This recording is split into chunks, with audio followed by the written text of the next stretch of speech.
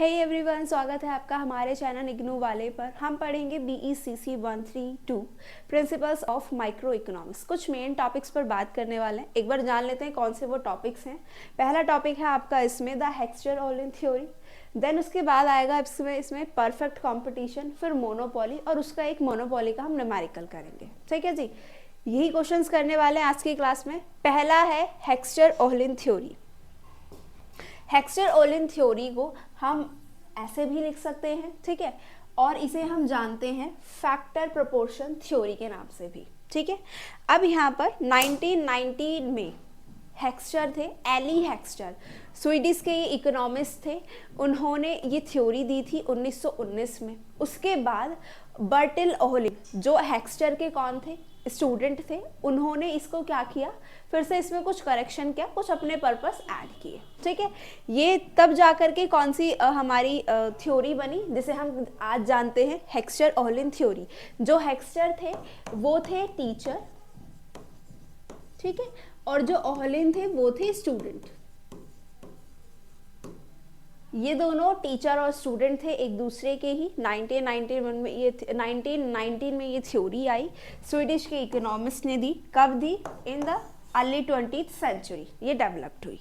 ठीक है, अब यहाँ पर इसका कहने का इसका जो थ्योरी का मोटिव था, वो थ्योरी का मोटिव ये था कि यहाँ पर हमने क्या करना है यूज़। हमारे पास फॉर एग्जांपल दो कंट्रीज हैं, ठीक है, या फिर एक कंट्री है जैसे कि USA है।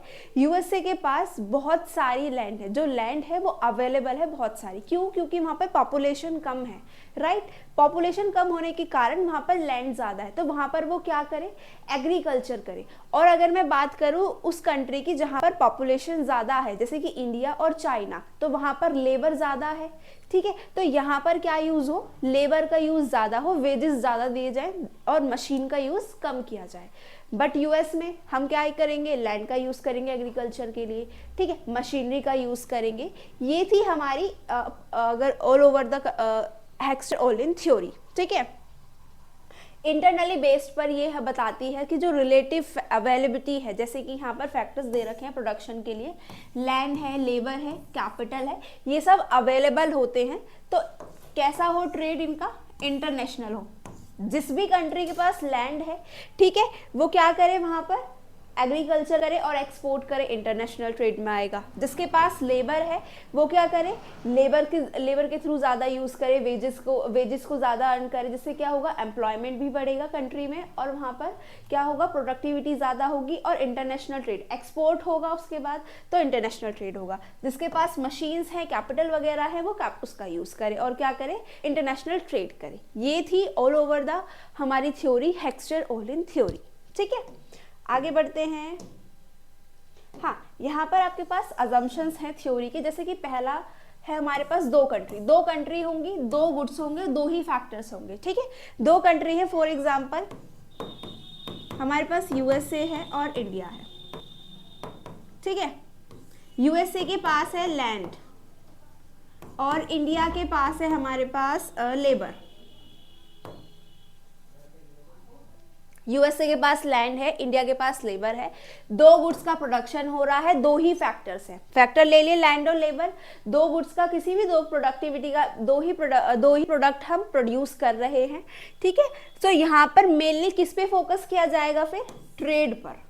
लैंड का यूज करके USA क्या करेगा, एग्रीकल्चर करेगा। लेबर का यूज करके भारत क्या करेगा, कोई भी अदर प्रोडक्ट या फिर सर्विसेज को क्या कर सकता है, प्रोड्यूस कर सकता है। उसके बाद इंटरनेशनल ट्रेड होगा दोनों कंट्रीज के बीच में। ठीक है, तो ये याद रहे, अजम्पशन में दो ही कंट्रीज होती हैं, दो गुड्स होती हैं और दो ही क्या होते हैं, फैक्टर्स होते हैं। ठीक है, आइडेंटिकल टेक्नोलॉजी, दोनों के दोनों कंट्रीज जो होंगी, जब यहाँ पर दोनों कंट्रीज दोनों फैक्टर्स के साथ दोनों गुड्स को प्रोड्यूस करेंगी तो सेम टेक्नोलॉजी का यूज करेंगी। ठीक है, उसके बाद आएगा परफेक्ट कंपटीशन। यहाँ पर ये क्या कह रहा है, यहाँ पर परफेक्ट कंपटीशन जैसी मार्केट होगी यहाँ पर। ठीक है, विदाउट डिस्टॉर्शंस, किसी भी यहाँ पर डिस्टॉर्शन के या फिर मोनोपोलिस्टिक पैटर्न्स को यहाँ पर कोई भी कंट्री नहीं अपनाएगी, ठीक है। यानी कि मोनोपोली में क्या होता है, मोनोपोली में सिर्फ एक ही हमारे पास क्या होता है, एक प्रोड्यूसर होता है, वन सेलर होता है। लेकिन परफेक्ट कंपटीशन में हमारा क्या होता है, बहुत सारे सेलर्स होते हैं, बहुत सारे बायर्स होते हैं। सो यहाँ पर ये जो मार्केट होगी हेक्स्टर-ओहलिन की थ्योरी में, वो कैसी मार्केट होगी, परफेक्ट कंपटीशन मार्केट होगी, ठीक है। आगे बढ़ते हैं। हाँ, इसका कुछ एग्जाम्पल है, देखिए। जैसा पहला एग्जाम्पल है, अगर कंट्री ए के पास क्या है, बहुत सारा कैपिटल है और कंट्री बी के पास लेबर है, ठीक है। सो कंट्री जो ए है वो प्रोड्यूस कर सकती है और एक्सपोर्ट कर सकती है कैपिटल इंटेंसिव गुड्स को। यहाँ पर एग्जाम्पल है मशीन को। जिस भी कंट्री के पास कैपिटल है, यानी कि ए कंट्री है, हमने यहाँ पर ले लेते हैं यूएसए, ठीक है। यूएसए के पास कैपिटल है तो कैपिटल वो एक्सपोर्ट करेगी, जैसे कि यहाँ पर उसका एग्जाम्पल लिया हमने मशीन, वो मशीन को प्रोड्यूस करेगी, उसका एक्सपोर्ट कर सकती है, ठीक है, इंटरनेशनल ट्रेड में आएगा। और अगर कंट्री बी है, यहाँ पर है हमारे पास इंडिया, सो इंडिया क्या प्रोड्यूस करेगी, एक्सपोर्ट करेगी लेबर इंटेंसिव गुड्स को, जैसे कि यहाँ पर एग्जाम्पल है टेक्सटाइल। तो इन दोनों कंट्री के बीच में क्या होगा, इंटरनेशनल ट्रेड होगा। यही होती है हमारी हेक्स्टर-ओहलिन थ्योरी, ठीक है। दो गुड्स, दो प्रोडक्शन, दो प्रोडक्ट और दो ही फैक्टर्स, ठीक है। ये होती है हेक्स्टर-ओहलिन थ्योरी। होप सो आपको समझ आया होगा, ठीक है। आगे बढ़ते हैं अब नेक्स्ट क्वेश्चन की तरफ। हाँ, यहाँ पर है आपका परफेक्ट कंपटीशन। परफेक्ट कंपटीशन कौन सी मार्केट होती है, ये वो मार्केट होती है जहाँ पर बहुत सारे सेलर्स होते हैं, बहुत सारे बायर्स होते हैं, ठीक है, और होमोजीनियस प्रोडक्ट होता है। सभी को, जितने भी बायर्स हैं, जितने भी सेलर्स हैं, सबको उस प्रोडक्ट के बारे में नॉलेज होती है कि वो प्रोडक्ट कैसा है, कैसा उसका प्राइस है। कोई भी एक पर्सन और या फिर एक फर्म प्राइस टेकर नहीं होती है इन परफेक्ट कंपटीशन। यही क्या होती है हमारी परफेक्ट कंपटीशन। और कोई भी इंडिविजुअल होगा या फिर कोई भी फर्म होगी, वो पूरी की पूरी ऑल ओवर मार्केट पे अपना क्या कर सकती है, अधिकार नहीं जमा सकती है, ठीक है। ये होती है परफेक्ट कंपटीशन मार्केट। एक बार जान लेते हैं। Perfect competition is a market structure economics जहां पर बहुत सारे बायर्स हैं, बहुत सारे सेलर्स हैं और कोई भी एक इंडिविजुअल एक्टर इन्फ्लुएंस नहीं कर सकता है मार्केट के प्राइस पर, गुड्स और सर्विसेज पर। यहाँ पर सबके सब क्या करते हैं, सारे ही जितने भी फर्म्स होती हैं, सभी प्राइस टेकर्स होते हैं, सभी मिलकर के क्या करते हैं, प्राइस को डिसाइड करते हैं। फॉर एग्जांपल ले सकते हैं हम यहाँ पर, जैसे कि आपके आसपास के एरिया के रिक्शे वाले होते हैं, ठीक है। आपको वहां से थोड़ी सी दूर के लिए 10 से 15 मिनट के रास्ते के लिए भी जाना है, तो सबका प्राइस एक ही होता है, या तो वो 10 लेंगे या तो वो 20 लेंगे, एक ही प्राइस होता है। यही होती है परफेक्ट कंपटीशन। इसका एक और एग्जांपल, आपके आसपास या फिर जहाँ जो भी ज्योग्राफिकल एरिया है, ठीक है, ज़्यादा से ज़्यादा जहाँ पर रोड वगैरह है, वहाँ पर फ्रूट्स वाले खड़े होते हैं, ठीक है, फ्रूट्स की स्टॉल लेकर के खड़े होते हैं। अगर कोई एप्पल वाला है, ठीक है, होमोजेनियस प्रोडक्ट है, सबके पास मिलेगा एप्पल फ्रूट, ठीक है, तो वहां पर सबका प्राइस क्या होगा, सेम होगा। अगर कोई 100 रुपए किलो बेच रहा है तो हर पर्सन क्या होगा, 100 रुपए किलो ही बेचता है। यही होता है क्या, हमारा होमोजेनियस प्रोडक्ट, राइट। इसके बाद यहाँ पर ये जो परफेक्ट कंपटीशन होता है, ये रियल वर्ल्ड को कहीं ना कहीं इन्फ्लुएंस करता है एक्चुअल में, जो मैंने आपको भी इसका एग्जांपल भी दे दिया है, एक रिक्शे वाला और एक एप्पल के स्टॉल वाला, ठीक है। आगे बढ़ते हैं। अब इसके कुछ फीचर्स हैं, जैसा कि पहला है large numbers of buyers and sellers. बहुत सारे क्या होते हैं, बायर्स होते हैं और बहुत सारे ही एक मार्केट में क्या होते हैं, सेलर्स होते हैं। फ्री एंट्री एंड एग्जिट, सबके पास क्या होती है, कोई भी फर्म है, सबके पास एंट्री है आने के लिए, कोई भी बैरियर नहीं होता है, ठीक है। कोई भी जो फर्म है वो क्या हो सकती है, इन्फ्लुएंस होकर के, इन्फ्लुएंस किससे होगी, प्रॉफिट से, किसी भी अदर फर्म के प्रॉफिट से इन्फ्लुएंस होकर के एंट्री ले सकती है। और अगर किसी भी फर्म का क्या हो जाता है, लॉस हो जाता है, तो वो एग्जिट कर सकती है, कोई बैरियर नहीं होता है। परफेक्ट नॉलेज, बायर्स हैं और जितने भी सेलर्स हैं, सबको परफेक्ट नॉलेज होती है about product, about price, okay. उसके बाद है प्राइस टेकर्स। परफेक्ट कंपटीशन में जितने फर्म्स होते हैं सभी क्या होते हैं, प्राइस टेकर्स होते हैं। फिर यहाँ पर कोई भी गवर्नमेंट इंटरवेंशन नहीं होता है, कोई भी टैक्स, कोई भी चार्ज गवर्नमेंट इस कंपटीशन में, इस परफेक्ट कंपटीशन मार्केट में क्या करती है, इंटरेक्शन नहीं करती है। उसके बाद है होमोजेनियस प्रोडक्ट, सेम गुड होगी, ठीक है, आइडेंटिकल होगा, आइडेंटिफाई गुड्स होता है, ठीक है। आगे बढ़ते हैं, price and output in perfect competition. Perfect competition में प्राइस और आउटपुट अगर हम यहाँ पर बात करें शॉर्ट रन की और लॉन्ग रन की, तो सबसे पहले आता है शॉर्ट रन।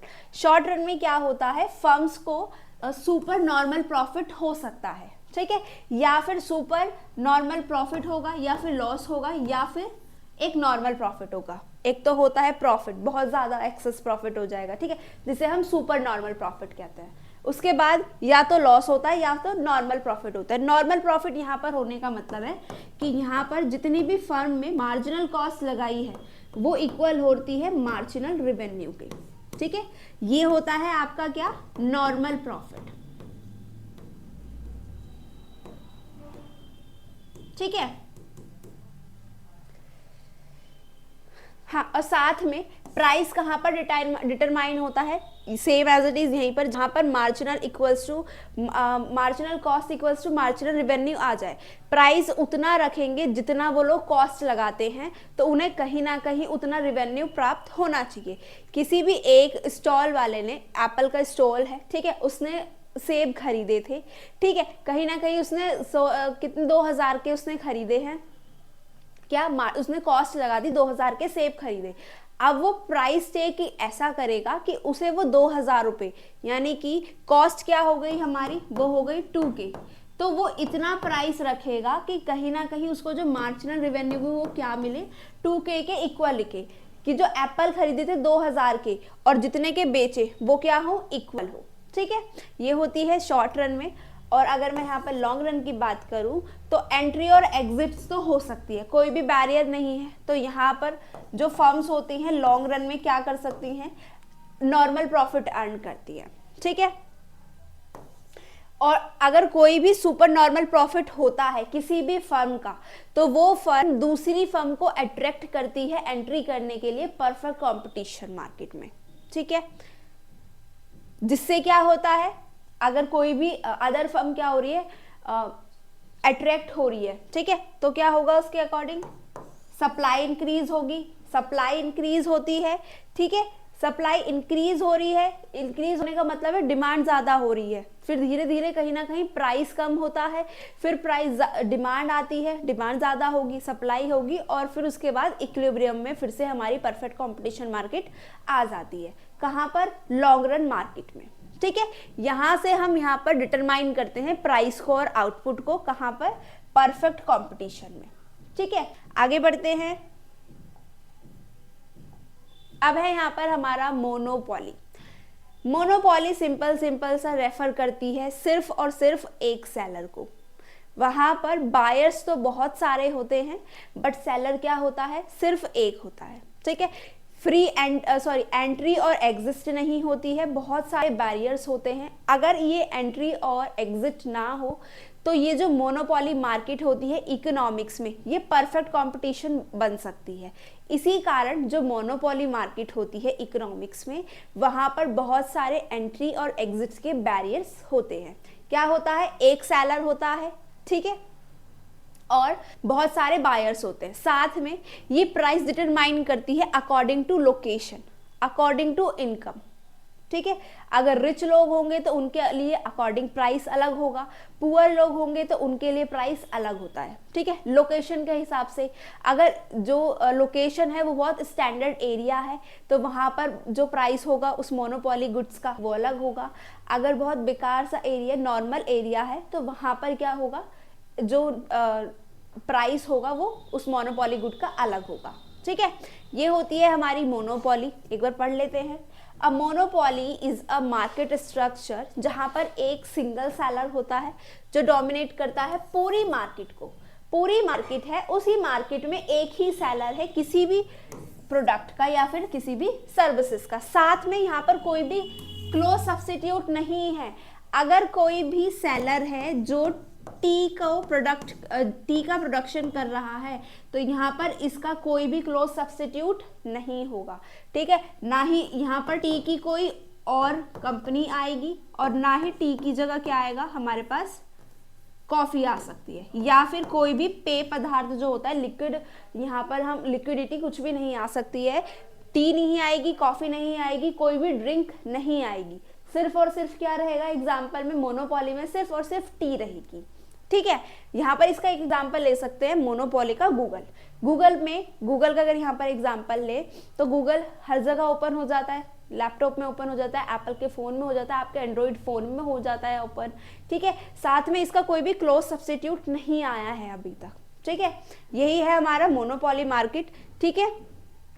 पूरी मार्केट को मोनोपोली जो है गूगल की, वो गूगल की मोनोपोली है, ठीक है। और पूरी मार्केट को जो ये सर्विसेज है कौन प्रोवाइड कर रहा है, सिर्फ एक मोनोपोलिस्ट है, गूगल का जो ऑनर है वही उसको क्या करता है, प्रोवाइड कर रहा है, डोमिनेट कर रहा है, ठीक है।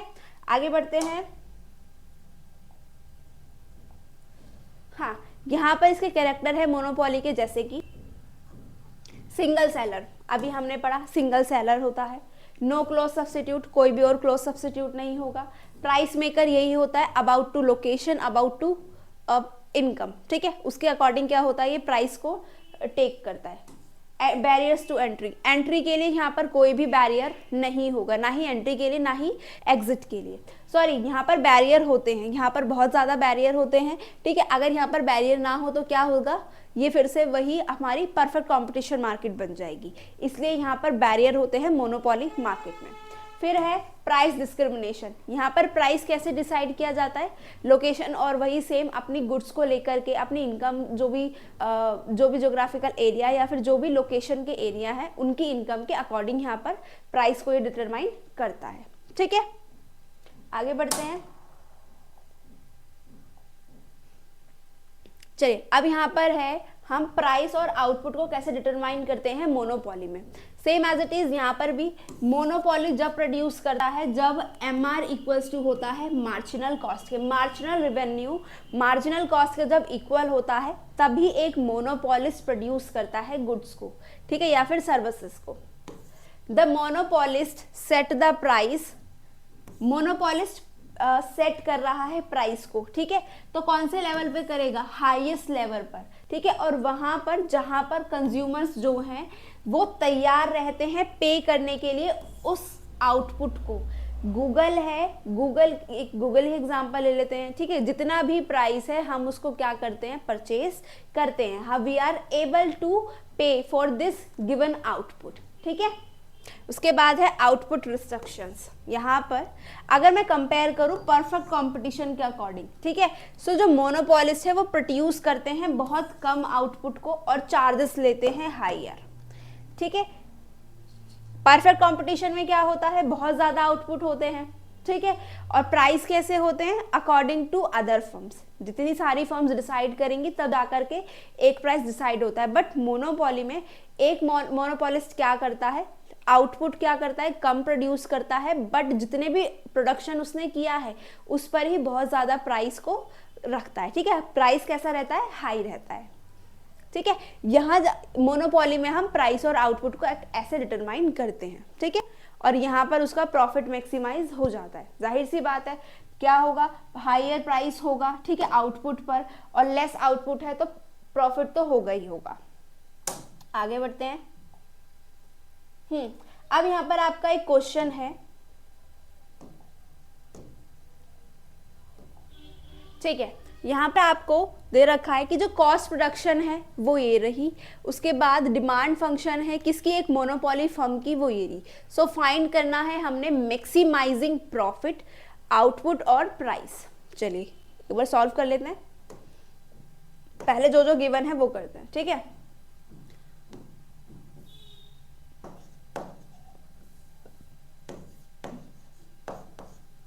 ठीक है, यहाँ पर मेरे पास टोटल कॉस्ट गिवन है, ठीक है, वो कितनी है 100 प्लस Q2, पर प्राइस गिवन है, सॉरी हाँ, प्राइस इक्वल्स टू कितना दे रखा है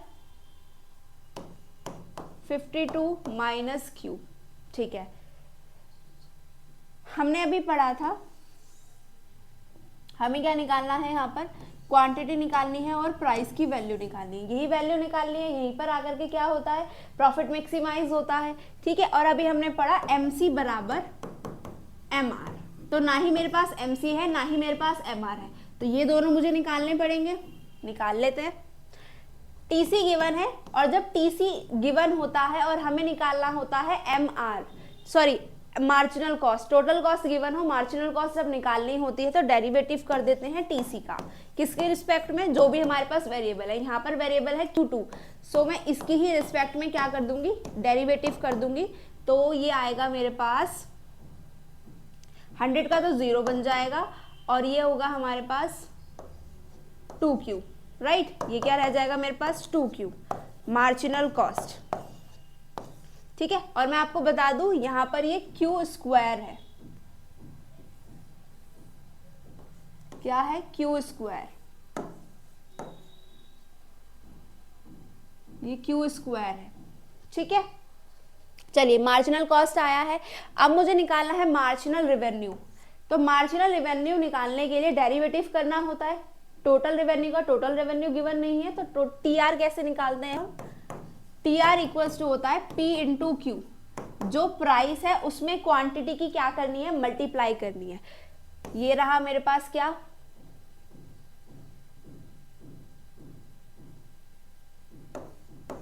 हाँ यहाँ पर मेरे पास है इक्वेशन किसकी, प्राइस की।